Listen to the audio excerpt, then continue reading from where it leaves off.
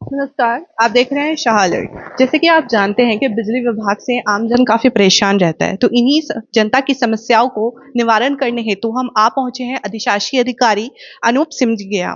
आइए पूछते हैं उनसे और जानते हैं कि आमजन की समस्याओं पर उनकी क्या राय है और वो उसका किस तरह से निस्तारण करने के लिए जवाबदेही है। नमस्कार। जी, नमस्कार। मेरा सबसे पहले आपसे सवाल है कि बिजली विभाग की सप्लाई को लेके कितने घंटे का क्या नियम है? देखिए, अभी जो हमारा सप्लाई का शेड्यूल चल रहा है, हम शहर में 24 घंटे सप्लाई दे रहे हैं और देहात में 18 घंटे सप्लाई दे रहे हैं। पूरी तरह से हम अपने उपभोक्ता को 24 घंटे और 18 घंटे सप्लाई देने के लिए कटिबद्ध हैं और हम अपने उपभोक्ताओं को अगर कोई बैड कंडीशन जैसे आंधी-तूफ़ान अगर नहीं आता है या बारिश-वारिश नहीं होती है, तो अपने उपभोक्ताओं को हम पूरा 24 घंटे सप्लाई दे रहे हैं और देहात में 18 घंटे दे रहे हैं। ओके, जैसे कि हम जानते हैं कि हम लगभग 1890 से इलेक्ट्रिसिटी को इस्तेमाल करना शुरू किया है हमने इंडिया में। तो लगभग इस हिसाब से देखा जाए तो लगभग 135 साल हो चुके हैं।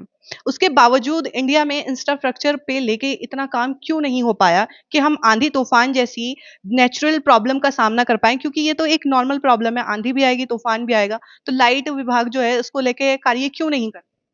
देखिए, ऐसा है जो हमारा इंफ्रास्ट्रक्चर है, हम उसे डे बाय डे मतलब डेली बेसिस पे हम उसको चेंज करते रहते हैं कि जैसे हमारे जहाँ जर्जर तार हैं, जर्जर पोल हैं या हमारी लाइनें जहाँ पे झूली हुई हैं, हम उसको डेली बेसिस पे, वीकली बेसिस पे हम उसे ठीक कराते रहते हैं। जैसे हमारे यहाँ जैसे मेरा जो क्षेत्र है, मुज़फ़्फ़रनगर का शहरी क्षेत्र है, वहाँ पे भी जहाँ भी हमारे जर्जर तार थे, जो आप देखते होंगे जो बेयर कंडक्टर हैं, मतलब जो तार पड़ा होता है, उसको हमने एक एबीसी से बदलवा दिया है। जहाँ हमारे जर्जर पोल थे, हमने पोलों को भी बदलवा दिया है। ये कंटीन्यूअस प्रोसेस है। तो हम अपने इंफ्रा को डे बाय डे सुधार रहे हैं, जिससे कि हम अपने उपभोक्ताओं को अनइंटरप्टेड पावर सप्लाई दे सकें और हम दे रहे हैं। इसमें हमने काफ़ी हद तक भी सफलता प्राप्त कर ली है। हमने काफ़ी हद तक जर्जर पोल, जर्जर तार बदलवा दिए हैं और उपभोक्ताओं को बेहतर सेवा हम दे रहे हैं।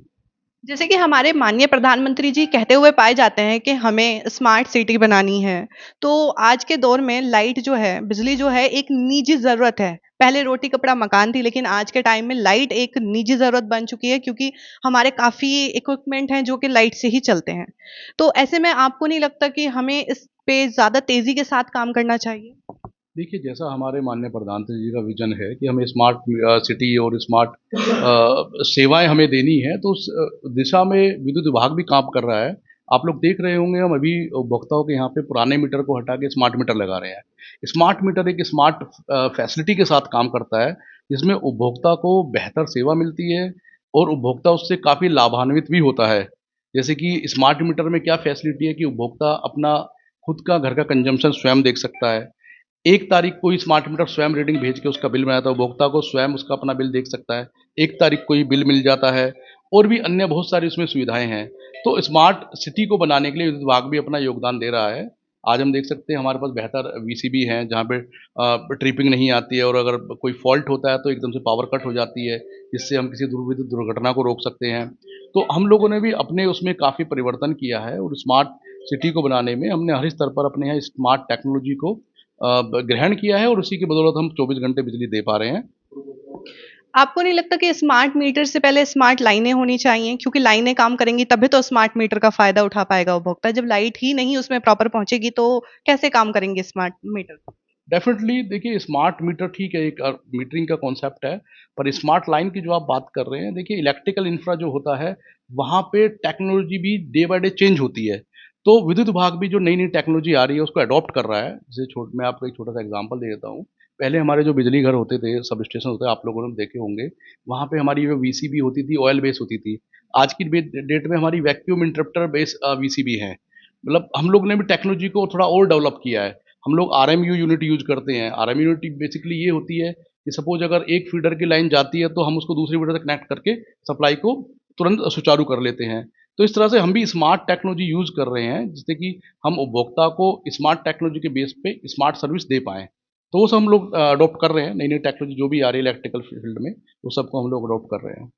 21वीं शताब्दी में जहाँ हम एक तरफ विश्व गुरु बनने का दावा करते पाए जाते हैं। हम इंटरनेशनल मंच पे बोलते हैं कि हम विश्व गुरु बनना चाहते हैं, हमारे में वो कैपेबिलिटी है और हम अपने आस-पास के मुल्कों में पाते हैं कि वहाँ पे जो लाइट की बर्बादी है, वो मात्र 5% है। यानी कि अगर ये मान के चलिए 100 यूनिट बनी है, तो मात्र 5 यूनिट ही हैं जो कि जाने में खराब होंगी, बाकी 95 उपभोक्ता तक पहुँचेंगी, जिसकी वजह से उनका बजट काफ़ी अच्छा आता है। लेकिन इंडिया में ये परसेंटेज 8 से 10% पाई जाती है। तो आप इसके बारे में क्या कहना चाहेंगे? देखिए, बेसिकली आप जो कह रहे हैं कि उपभोक्ता तक बिजली पहुँचाना, आपको इसमें समझना पड़ेगा कि सपोज़ करो कि हम जो बिजली जनरेट कर रहे हैं, उतनी बिजली हम अपने उपभोक्ता को दे रहे हैं। हमारे यहाँ से बिजली पूरा उपभोक्ता को जा रहा है, लेकिन जो आप बात करें इसको कहते हैं लाइन लॉस। लाइन लॉस क्या है कि लाइन लॉस ये होता है कि सपोज़ मैंने 100 एमडब्ल्यूएच एनर्जी दी और 100 एमडब्ल्यूएच में से मैंने जो एनर्जी अपनी बुक की है वो 80 एमडब्ल्यूएच की है। इट मीन्स 20% जो मेरी एनर्जी है, उसको किसी कहीं अकाउंटिंग नहीं हो पाई। हम उस 20% कहते हैं लाइन लॉस। हमारा जो लाइन लॉस है बेसिकली हमने वैसे अपने खंड में तो लाइन लॉस कंट्रोल किया हुआ है, पर ये लाइन लॉस हमारा सीधा-सीधा रिलेटेड होता है विद्युत चोरी से। इसलिए हमने उपभोक्ता को अपने हर स्तर से हम अनाउंसमेंट कराते हैं, चाहे मंदिर मस्जिद हो वहाँ से अनाउंसमेंट कराते हैं, मुनादी कराते हैं, लोगों को जागरूक करते हैं कि आप जो बिजली का उपयोग कर रहे हैं अपने मीटर से ही करें, विद्युत की चोरी ना करें। उसके बावजूद भी कुछ हैं जो नहीं समझना चाह रहे हैं, वो लोग क्या करते हैं कि अपने मीटर से विद्युत का प्रयोग ना करके डायरेक्ट कटिया डाल लिया, जिसकी कहीं अकाउंटिंग नहीं होगी, वो विद्युत चोरी में आता है। तो विद्युत चोरी रोकने के लिए हम एक तो अनुरोध वे में भी काम कर रहे हैं, लोगों से अपील करते हैं कि भई आप विद्युत चोरी करेंगे तो इसमें आप ही को नुकसान है। हम आपको 24 घंटे बिजली नहीं दे पाएँगे, क्योंकि बिजली जो है हम लोग जनरेट कर रहे हैं उसमें कॉस्टिंग आती है और अगर मेरी कॉस्टिंग वो मीट आउट नहीं होती है, मैंने अगर ₹100 की बिजली बनाई और मुझे ₹100 अगर उपभोक्ता से नहीं मिला, तो मुझे इंफ्रा मेंटेन करने में भी दिक्कत आएगी। तो यहाँ सीधे-सीधा फिर नुकसान जो है उपभोक्ता को ही होगा। इसीलिए हम लोग ये अपील करते हैं उपभोक्ताओं से कि आप जो अपनी बिजली जला रहे हैं, एकदम लीगल तरीके से एक नंबर में मीटर के थ्रू ही जलाएँ। चोरी ना करें, विद्युत की चोरी ना करें, कोई मीटर बाईपास ना करें, मीटर के बाईपास के लिए कटिया ना डालें। ये अनुरोध रहता है क्योंकि उसका जो नुकसान है आपको तो मिलेगा ही मिलेगा, आपके जो अड़ोस-पड़ोस में एक ऐसा जो सम्मानित उपभोक्ता है, जो अपना एक नंबर से बिजली जलाता है और टाइम से अपना बिल जमा करता है, उसको भी मिलता है। जब कभी विद्युत चोरी करता हुआ कोई व्यक्ति पकड़ा भी जाता है, तो उसके खिलाफ फिर हम सुसंगत जो धाराएँ हैं, 135 धारा में उसकी एफआईआर कराते हैं। वो अलग से उपभोक्ता को फिर परेशानी होती है। 135 धारा में एफआईआर दर्ज होगी, एक जुर्माना भी बनेगा जो भारी भरकम जुर्माना होता है, प्लस आदमी को इसमें एक परेशानी भी होगी। तो इन सब से यही अपील रहती है कि आप विद्युत चोरी ना करें, अपने मीटर से ही बिजली जलाएँ। जब ऐसा करेंगे तो आपको एक 24 आवर्स की बिजली की बेहतर सेवा मिलेगी।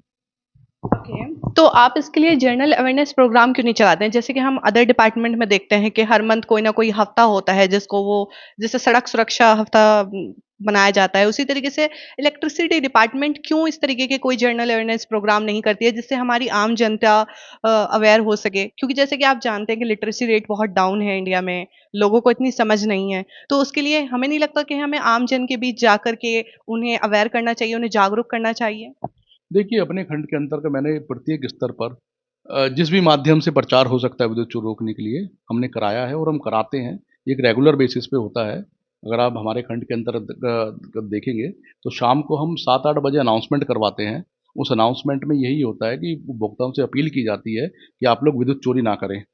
तथा हम डेली बेसिस पे कैंप भी लगवाते हैं। कैंप हम ऐसे क्षेत्र में लगाते हैं कि जो चर्चित प्लेस है कि कहीं मस्जिद पे या मंदिर पे कोई चौपाल है, कोई पंचायत भवन है, वहाँ पे हम कैंप लगाते हैं कि जहाँ पे लोग आते हैं, भीड़ होती है। फिर वहाँ कैंप के माध्यम से भी लोगों को समझाया जाता है कि आप विद्युत की चोरी ना करें और अपना बिल जो है समय से दें।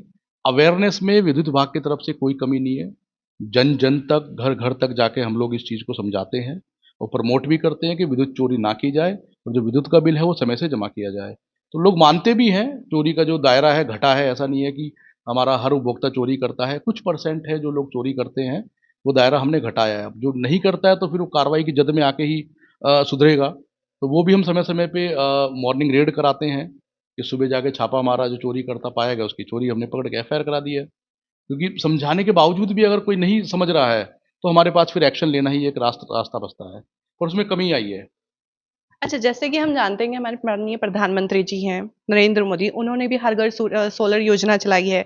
हमारे खुद के माननीय मुख्यमंत्री जी हैं, वो भी कहते हैं कि सोलर योजना को प्रमोट किया जाए। जैसे कि हम जानते हैं कि उत्तर प्रदेश की जो लोकेशन है, वो सोलर योजना के लिए काफ़ी उपयुक्त पाई जाती है। और हमारे यहाँ गुजरात मॉडल जैसे हैं, गुजरात में एक गाँव पाया जाता है, वहाँ के लगभग हर घर पर सोलर है और वो लोग लाइट इलेक्ट्रिसिटी डिपार्टमेंट से लेने की जगह उसको बेचते हैं, उसको ही रिटर्न करते हैं। तो उस तरह की योजना हम यूपी में कब तक देख सकते हैं? शायद आप अपडेट नहीं है मैडम। सोलर योजना जो माननीय प्रधानमंत्री जी मुख्य से लाई गई है, हमारे यहाँ सोलर योजना लागू है। सोलर योजना जो आप बता रहे हैं गुजरात मॉडल बेस पे, हमारे डिपार्टमेंट में भी लागू है और जन जन को हमने ये चीज़ प्रचार प्रसार के माध्यम। योजना लागू है कागजों में, मैं बोल रही हूँ ग्राउंड पे, जीरो ग्राउंड पे वो चीज हम कब देख पाएंगे?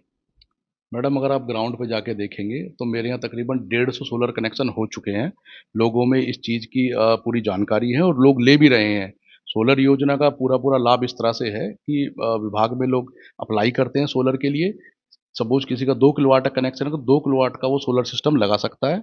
एक सोलर पोर्टल है, पोर्टल के माध्यम से आवेदन किया जाता है और फिर जो कंसर्न रजिस्टर्ड वेंडर है, वो उपभोक्ता के यहाँ पे सोलर लगाते हैं। सोलर लगने के बाद जो central government, state government subsidy मिलती है, वो सब्सिडी उपभोक्ता को मिलती है और सोलर सिस्टम जब उपभोक्ता के यहाँ चालू हो जाता है, उसके बाद 2 तरह से हम यूनिट का कैलकुलेशन करते हैं।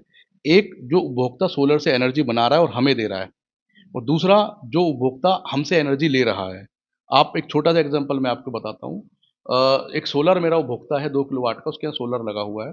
उसका सपोज़ करो उसका जो बिल बनना है महीने का, उसमें 2 तरह की एनर्जी कंज़म्पशन होता है। एक तो एक्सपोर्ट यूनिट होती है और एक इम्पोर्ट यूनिट होती है।